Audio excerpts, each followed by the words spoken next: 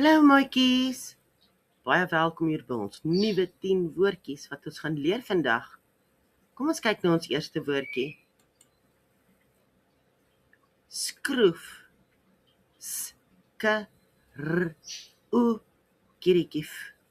Skroef. Papa draai 'n skroef in die hout in. Skryf. Lang ei. Kirikief. Skryf. Juffrou skryf op die bord. Skrik.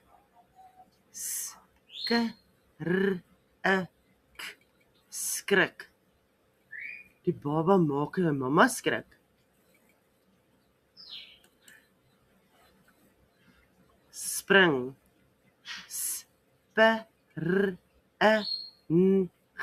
Spring.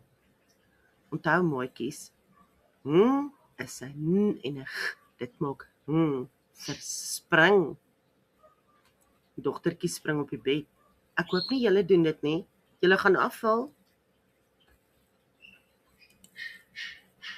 Spruit. Spruit. Die voeltjie vlieg oor die spruit. Sproet.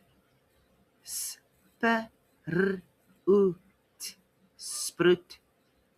Ek noem dit sonswentjies. Struik.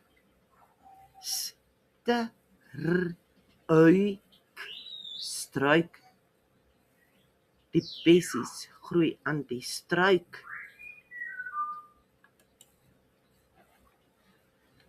String.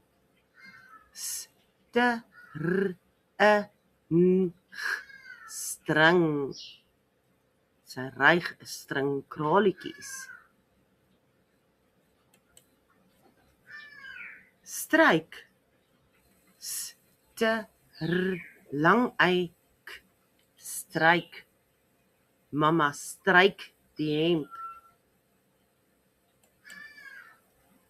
Streep. Streep. Na elke streep is daar 'n ander kleur op die bal. Streep.